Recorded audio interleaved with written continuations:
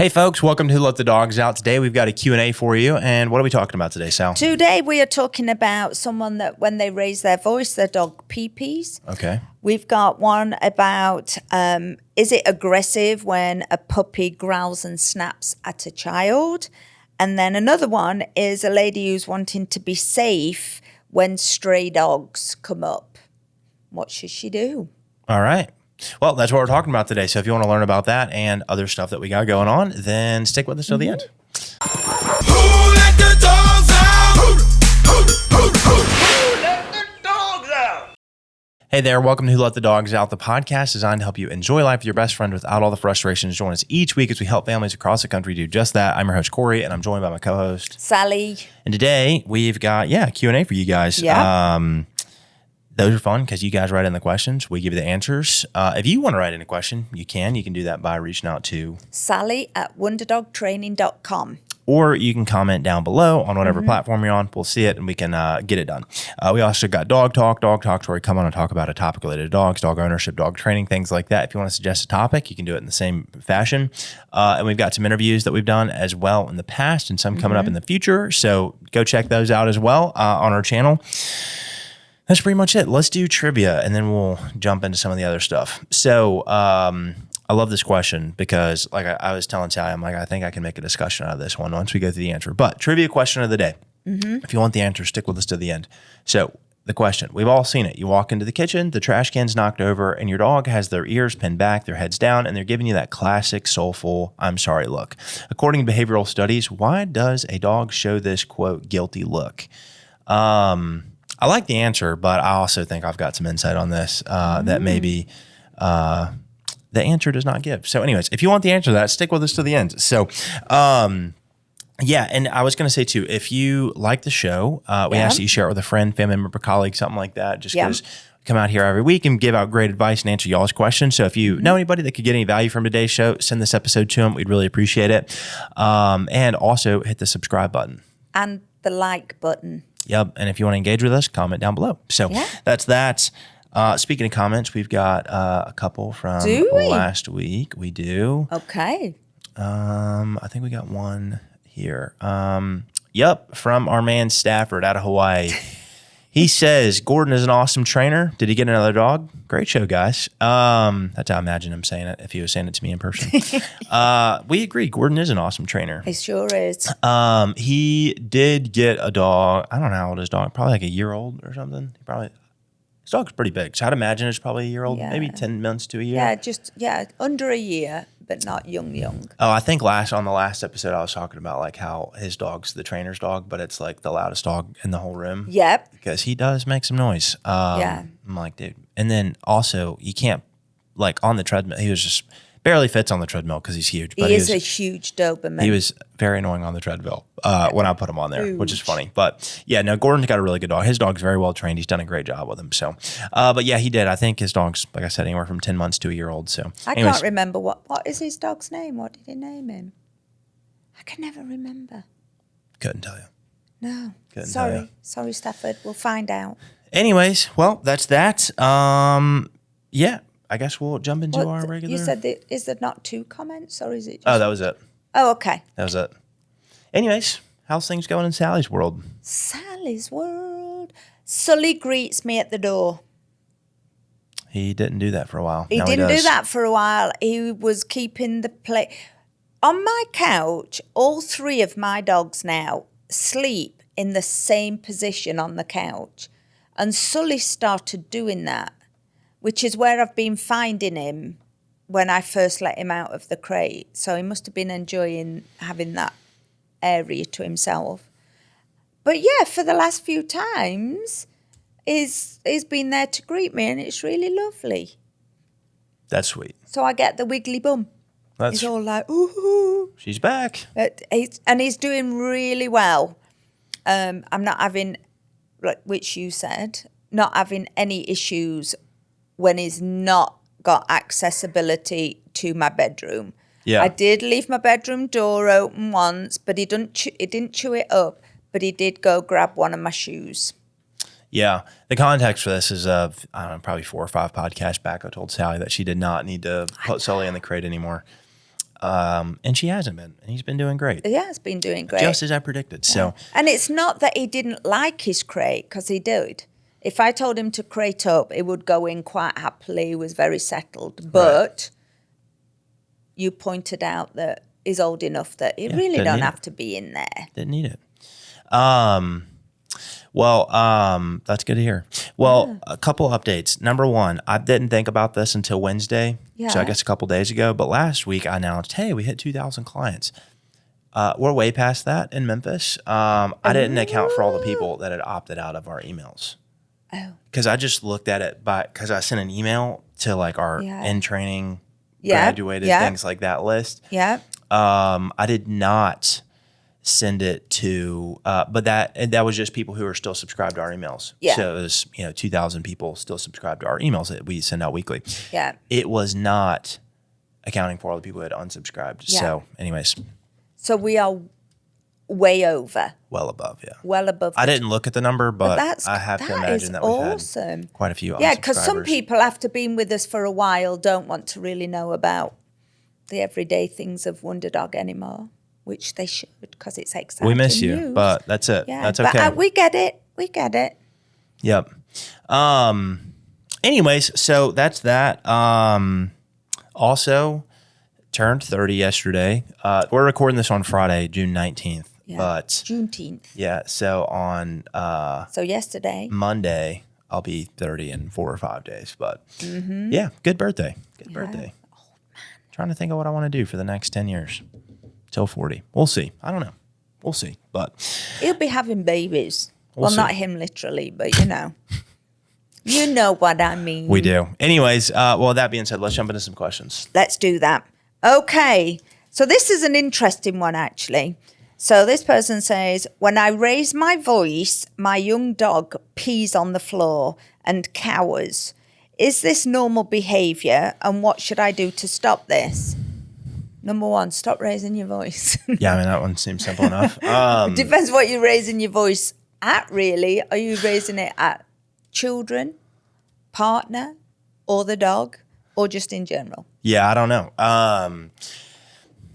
I will say some dogs are just much more submissive than other dogs or whatnot, So like if you, if you bought the dog from a breeder and it's a younger dog, it might just be very submissive, and whenever you get loud or whatnot, it associates that with like being, bad or scary or whatever it is. So it pees. Which would, lead to the dog being submissive. It could be, I guess that's probably like overall the association the dog would have made to you raising your voice. Yeah. In terms of how to stop this, the simple answer would be stop yelling. One of my old mentors always told me that dogs have big ears. There's no need to yell. And I generally agree with that. I generally agree with that. Like sometimes if like I'll raise my voice, like if, I don't know, there's a dog barking out there, I'll yell, quiet or something like that and be a little louder, but I'm also like a lot further away.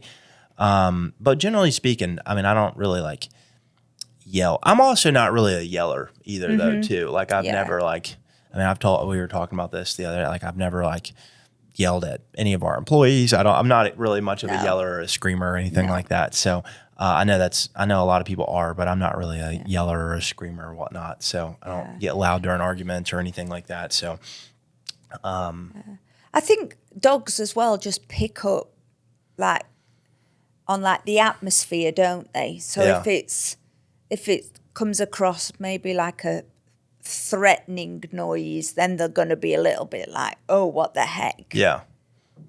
And it may not even be related to the dog.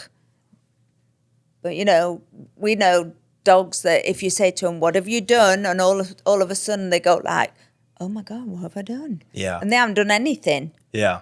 Yeah, I will say the yelling thing is something I grew out of because I did used to yell a lot when I'd get mad when I was younger. And so this was kind of cute, though. Every time I'd get mad at something and I'd like start like raising my tone or whatnot, Mia would always like slink over to me with her head down and just like put her head under my hand.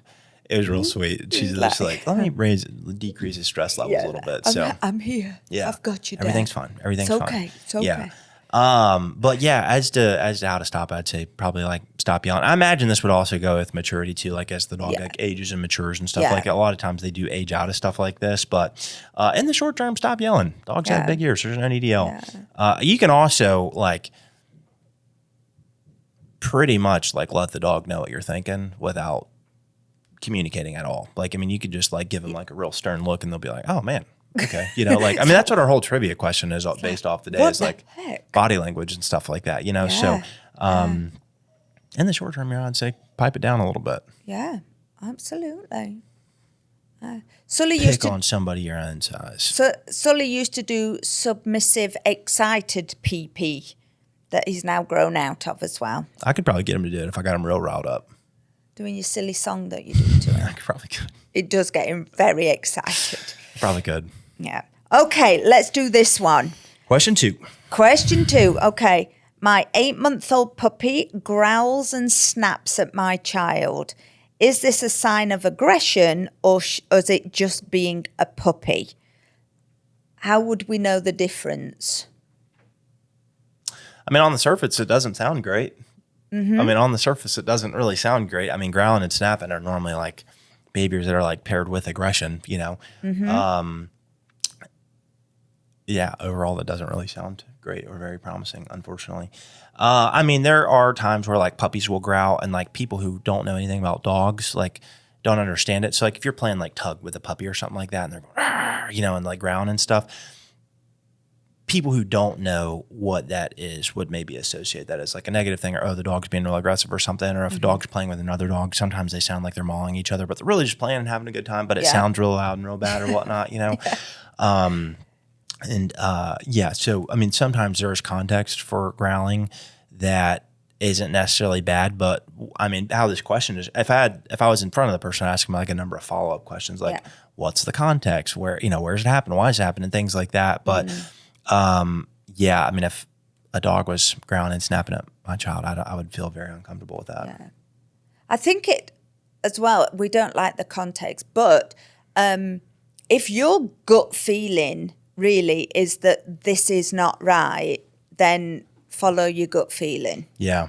I also, as much as I love dogs, I like humans more than I like dogs. You know, I love humans a lot. And so, especially, you know, kids, like I really would hate for a dog to get hurt by a kid to get hurt by a dog. I guess vice versa too. Yeah, but, vice versa, because kids do like go for eyes and ears and but things even, and I mean, dogs. the risk there is fairly minimal if it's a 5-year-old grabbing on a lab's ears or eyes, like even poking them by accident in the eye. Like the risk there is fairly minimal. Yeah. But the risk to a dog biting a 5-year-old is substantially higher or whatnot. But so I'd be very concerned. Yeah. I mean, like, oh, go ahead. I was going to say, get it checked out. Yeah. Either like approach a trainer to come out and assess the situation, or I don't know, talk to your vet, I suppose. Could be another way. But vets, of course, won't do training. Yeah. Yeah. No, that makes sense. Yeah. I was just thinking, I mean, I almost got attacked by a dog the other day. That was pretty crazy. I went out to a lady's house and her dog is very scared, but also will like be forwardly aggressive because the dog is scared or whatnot, you know? And anyway, so I went inside at first and the dog was in a crate, so I was tossing it snacks, really very food motivated. So that was good. But then I was like, yeah, let's just go outside, like maybe like more like casual, kind of neutral place or whatnot. And she lives in an apartment complex. And but yeah, this dog charged me a number of times and it was, I mean, intense for sure. I mean, it's a little, little pity mix. I think it was like a Catahoula like pity mix or something like that. It's pretty intense though. For a minute, I was like, goodness, am I going to get freaking mauled right now? Yeah. And there are trainers that work with dogs that are showing aggressive behaviors. Yeah. We don't, but we know trainers that do. Yeah. So anyways, all that being said, I think, all that being said, it would definitely be something that would concern me for sure. Yeah, absolutely. Go work on it. Don't just leave it. It won't go away. Okay. This is... I liked this next question because you hear of so many like dogs just running the streets and things now that you don't know whether they're aggressive or not, and some dogs attack other dogs. So this person wrote in and said, my dog walks really well, but I'm very nervous of stray dogs coming up to us and what could happen. What can I do to keep us safe? I've never really thought about this question much before, so I guess this will all just be like off the top of my head. But Yeah. I must admit, I have thought of this question before. yeah, you'd be cooked. Mainly because of Lenny. Right. Before Lenny was trained, I'd seen dogs that were just roaming, and I know how he would respond. And I'm like, how the heck am I going to manage the situation if they get into a scuffle? So I would just turn around and go home. So he never got a walk. But yeah, what I was thinking things like, would you take, like the behavior spray that we've got? Yeah. Like, could they take something like that that's just small and pop it in your pocket? Yeah.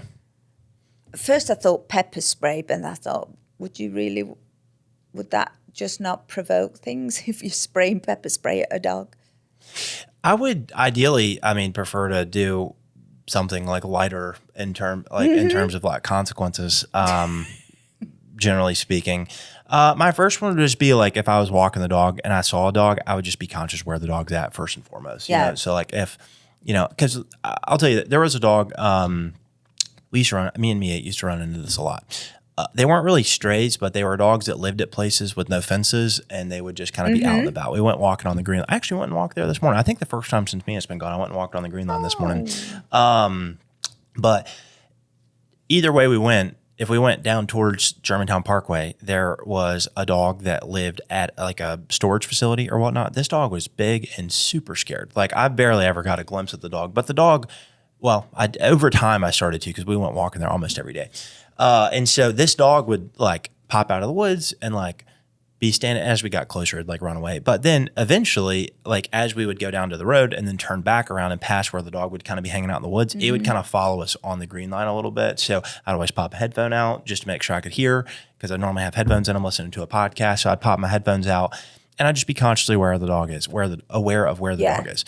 Then further going towards like Shelby Farms, there were two houses. Like one house had like probably like a pity mix or something like that, and the house next to them was like a larger property, and they had like a blue heeler. And those dogs would sometimes be out on the green line as we're walking towards, and then they'd kind of tuck in the woods, and then sometimes they would follow us too. They never messed with us. We never had any like poor interactions or anything like that. But I would say generally speaking, I would just be first and foremost to be conscious of where the stray is first, right? Second, I would if the dog was getting closer, I would always just reel Mia into heel. Mia listened really well, fortunately for me. And so, and even though she didn't like dogs being in her space, she never really we had a number of dogs run up to us over the years, and she'd just back up behind me. She would never like try to get them. Imagine if it went on longer, she maybe would have, but like she never really just tried to get anybody. I'd probably reel the dog into heel as the dog gets closer to have a little bit more control or whatnot. Yeah. And I'd probably, if the dog was in front of me, I'd start like maybe trying to pull the dog behind me some, and I'd try to be in between the dog and, I'd be in between the dog and the stray, basically, my dog and the stray. Then I'd probably just start raising my voice. I'd probably start yelling. I'd probably start yelling first and foremost and just saying, no, go on, get whatever, something like that. My next step would be I'd probably like raise my arms up and make myself like look a lot bigger than I really am or whatnot, and start, like moving my arms or whatever, and kind of like, like shooing the dog or something like that, I would say that would work for most dogs. That would work for the majority of dogs. There'd maybe be a handful that would you can also tell too a lot by like the posture of the dog too. If it was like Sully walking up to you, like he was just out free on a walk, like he's going to be like walking up pretty casual. His head's going to be down. His tail's probably going to be like soft wagging or whatnot. You probably don't have to worry about that. Like realistically, like I'm going to still have some space in between me and the dog, but I don't really have to worry about that very often. Like you probably wouldn't have to worry about that. Tell him go home. Yeah. Probably wouldn't have to worry about that. If the dog's like actively like charging or whatever, and like, this isn't working, you could do a number of things if you're physically capable. I remember one time we were walking in the woods at Shelby Farms, and there was a guy who had like 3 like off leash dogs that were pretty big. And we were walking and about to turn a corner, and they walked and turned the corner, and I didn't see it coming at all. And I literally scooped me up and I just lifted her up above my head like that. Cause I just didn't know the dogs. I didn't know who they were or if they had an owner with them or anything. If they were just stray dogs in the woods. The owner comes walking around the corner. It all went fine, but I had no clue. So I literally just picked me up above my shoulders, but she's, pretty light and I'm a pretty strong fella. Yeah. So Yeah. if you're physically capable, you could do something like that. If it's a smaller dog or something. Yeah, pick your dog up. Yeah, good idea. But yeah, I don't think there's anything wrong with carrying something to like keep you safe or whatnot. Yeah. The 3 things I was thinking about in terms of like deterrence would be like pet corrector spray, which is what she was talking about with like behavioral spray. That just makes like a loud hissing noise. It's like keyboard cleaner, but it's a little bit louder basically. Yeah. You could get an air horn. That would also make a loud noise, much louder, and probably definitely stop a dog in their tracks or whatnot.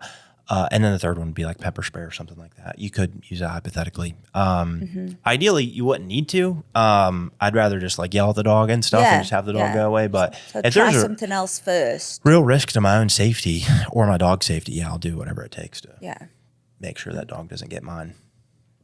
There you go. You got Could walk with a big stick. Yeah. Speak softly and carry a big stick, as a president once said. So you could do something like that. Trying to think of what else. Yeah. I think that's a good amount of things to think about there. There were a number of times over the years, I'm just thinking back like to my own personal experiences where like a dog would run up to us off leash, and I would like make me a like downstay, and I would like open my arms and kind of squat. And this, I could tell this dog was friendly, like as it was coming up to us or whatnot. And I would like squat down, the dog would come up to me, and I'd have already taken me off leash. And then I'd make like hers a loop, and I would put her leash over their head or something like that. And I would like, catch somebody else's dog and like find a way to get them back. That happened to me a few times over the years too. So like if your dog's like really well trained, like off leash, downstay, unclip them, make a loop. You can loop somebody else's dog. So then I'd have Mia heeling on one side, and like I said, I'm strong enough to handle most dogs.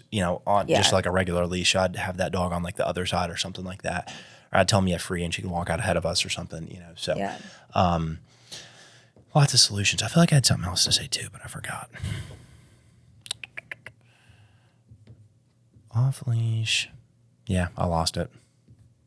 That's okay. Oh, I know what it was. Just got it back. Man, I just saw this story on, I think it was on YouTube. And it was about a lady in Florida, and she had these like 2 like pit bulls, and she had like a kind of like a half fence in her front yard, and she just leave them in the front yard. And apparently there are like lots of reports that these dogs would like get out or whatnot. And like it had happened a bunch over the years. Anyways, this lady's walking her dog, and these 2 dogs killed her. Killed the lady? Killed the lady. Jeez. Yeah. I've heard of dogs attacking other dogs with owners swinging their dog around on a leash and things. Those videos are tough to watch. I mean, I've seen a number of those videos over the years too. Those are tough to watch. But YouTube is really bad at showing you all the icky things. But yeah, no, but this, I saw this on YouTube. But yeah, no, this, the lady died. Yeah, these 2 dogs got her and killed her. Oh my goodness. Yeah, at nighttime. Definitely carry something with you just in case. Yeah, I think the big stick might be the thing. I don't know if I was picking if it was like actually like health and safety's on the line, I'm probably going pepper spray over a big stick. Would you? 100%. Yeah. Okay. I mean, there's Carry a lot of pepper videos spray. of like dogs attacking kids or dogs attacking other dogs, and people have like a big stick and be whacking a dog, and it just is not phasing the Just dog not at all. doing anything. Yeah. So yeah, I'd probably go like pepper spray over. Okay. Just because like that would really mess a dog or a human up, Yeah. This is once again in our worst case scenario. If it's just your It normal like, is a neighborhood worst case walk, scenario, if but it's your being- normal neighborhood walk where there's Yeah. Knowledge is power, though. Yeah. So, yeah.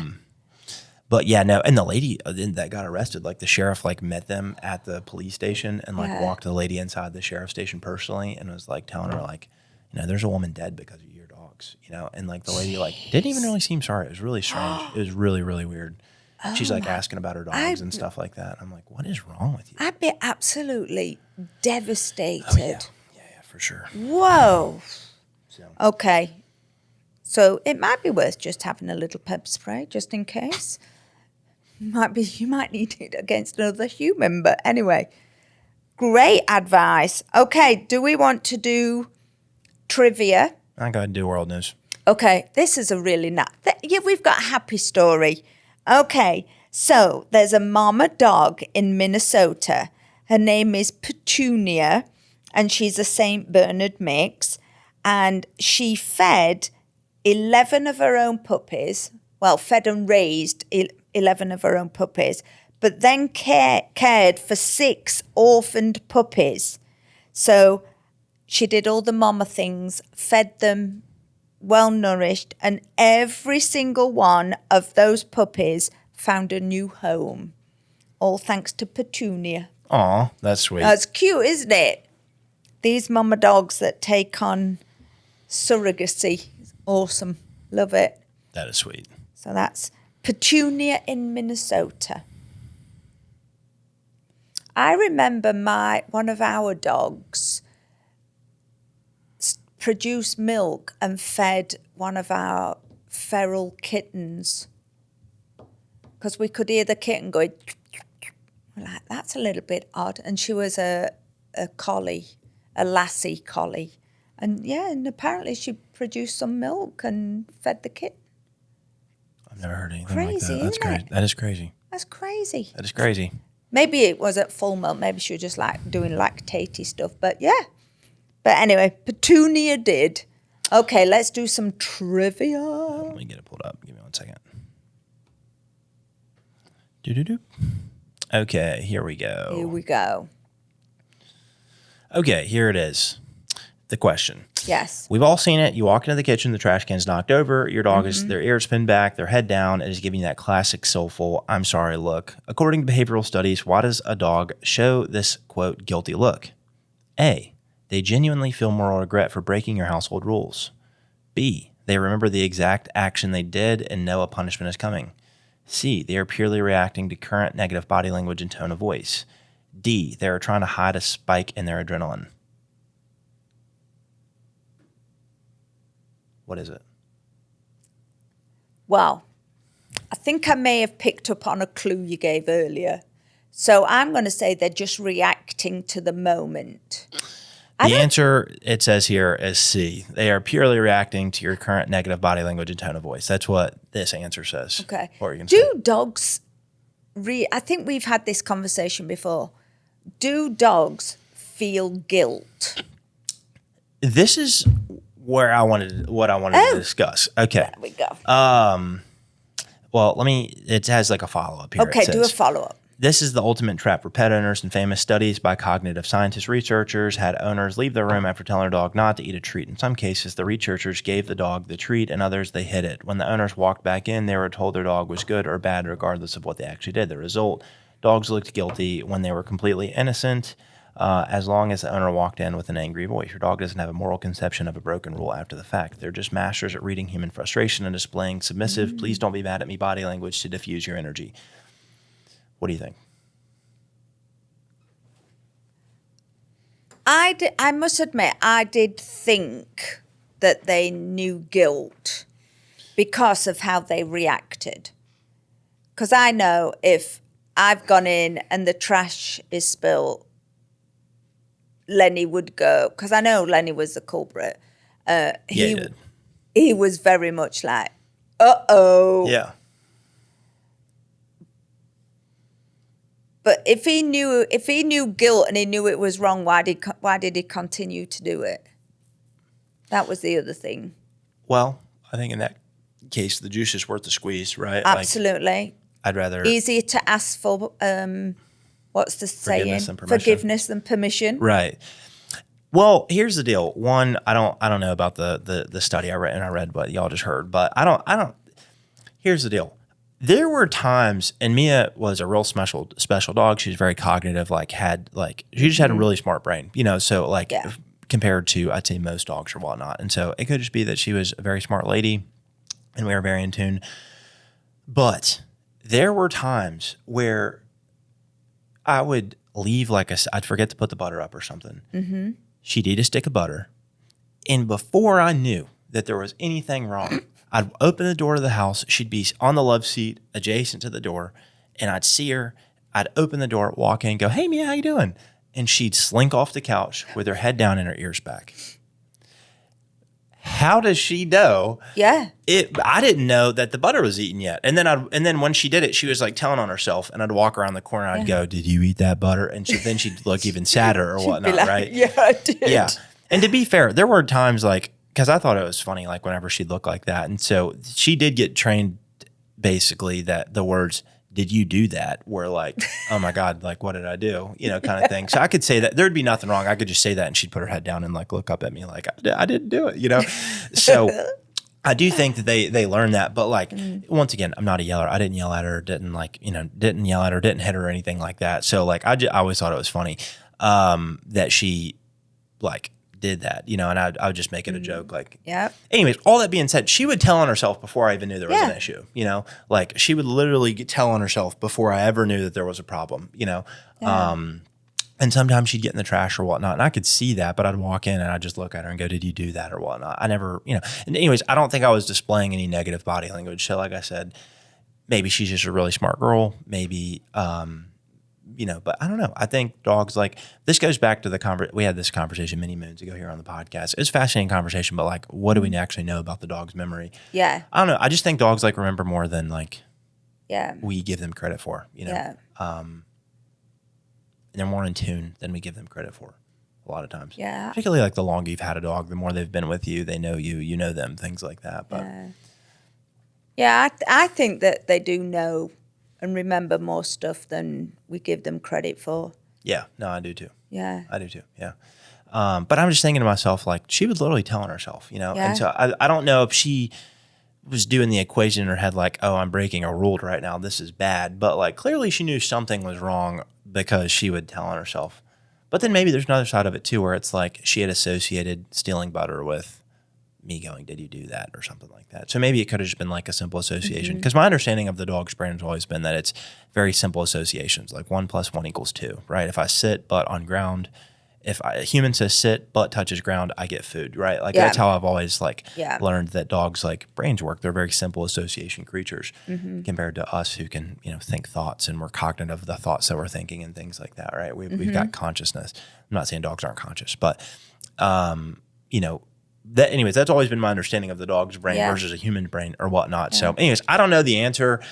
Sure, we'll go with this one, that they're reacting to your negative body language and tone of voice, but my dog would tell on herself before I even got on, before I even knew there was a problem, so that tells me that she knew something she knew something basically that I didn't know. Yeah. And thinking about it, Lenny always used to meet me at the door, but when he'd been in the trash, he was out of the way. Mm-hmm. So if there wasn't some acknowledgement to, I'm going to be in bother for this. Yeah. Why would he not be at the door near the trash, wiggling his butt, going, "Mum's home"? Right. Because there's also videos too of dogs that and we've all seen these videos online where a dog de-stuffs the couch, and then they greet the owners at the door like, "Hey, look at what I did. I did it. I really did it. Look at my handiwork. I defluffed the couch. Like, that's quite the accomplishment, How would they know that if that wasn't wrong? Why would they, they don't know it's wrong. That's the argument I'm making, is they don't know it's wrong. So they're like, "Hey, look, your $2,000 couch. I de-stuffed it, Look at this hole. Yeah, exactly. I could put my head through it. Yeah, exactly. Versus a dog like Mia, who did know that chewing on stuff was wrong, unless it was like an approved thing. Like if I came home and the couch was destroyed, which fortunately never happened, but she would definitely know that was not a good thing, Yeah. So anyways, all that being said, I don't know if this is 100% accurate, but it's fun for the sake of discussion. So Yeah. What about your dog? Let us know down below. Let us know. Yeah, let us know down below. Yeah, I'm just trying to think of when we'd cooked a Sunday beef roast and put it on the side. And Mabel actually counter-surfed and ate it, but I can't remember her feeling guilty. I think she was very proud of herself. I don't want to believe that Mabel ever did anything wrong. And she never did, apart from because Alan was like, "What did you do with it? Did you move it out of the way? It's resting." I'm like, "I didn't touch it." But somebody who was licking her lips was like, "It was very tasty. Thank you very much." But she wouldn't get into trouble because she was an angel. Yeah, she never did anything wrong. She She was never the did. perfect She animal. never did anything wrong, that baby girl. Well, you got anything else? Nope. Okay. Well, guys, thank you all so much for tuning in and sticking with us. This was fun. I hope y'all enjoyed it. If you made it this far and you're not subscribed, hit the subscribe button, please. If you want to interact with us, drop a comment down below on Yeah. whatever platform you're on. We'll see it there. Click yeah. the like button. Click the like button. Yep. If you need help with training, you can go to wonderdogtraining.com and we can help you there. Get a free transformation session. Yeah, I think that's pretty much it. And remember, you can get your dog trained and that can get you some peace. But the only way to true peace is to walk daily with the Prince of Peace, Christ Jesus. We'll see you in the next episode. Bye.